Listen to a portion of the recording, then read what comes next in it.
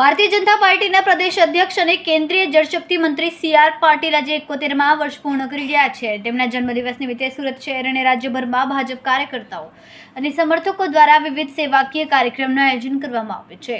ત્યારે પાટીલના નિવાસ સ્થાને વહેલી સવારથી જ કાર્યકર્તાઓ અને ચાહકોની ભીડ જોવા મળી, જેઓ શુભેચ્છા પાઠવવા માટે આવ્યા હતા. સી.આર. પાટીલના જન્મદિવસ નિમિત્તે સુરત શહેરના વિવિધ વિસ્તારોમાં લોકહિતના કાર્યક્રમો યોજાયા. કાર્યકર્તાઓ દ્વારા રક્તદાન શિબિરનું આયોજન કરવામાં આવ્યું, જ્યાં મોટી સંખ્યામાં લોકોએ ભાગ લીધો હતો.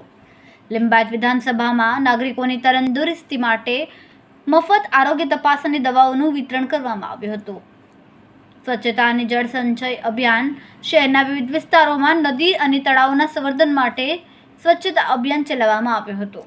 પ્રધાનમંત્રી નરેન્દ્ર મોદીના નેતૃત્વ હેઠળ સી.આર. પાટીલને કેન્દ્રીય જળશક્તિ મંત્રાલયની જવાબદારી સોંપવામાં આવી, જેમણે જળ સંચય જનભાગીદારી અભિયાન શરૂ કર્યું. દેશભરમાં ભૂગર્ભ જળસ્તર ઊંચું લાવવા માટે શરૂ કરાયેલ વિશેષ અભિયાન છે. આ અભિયાન હેઠળ વરસાદના પાણીના સંગ્રહ માટે વિવિધ પ્રયત્નો કરવામાં આવી રહ્યા છે, જેથી આવનારા વર્ષોમાં પાણીની તંગી સામે રક્ષણ મેળવી શકાય.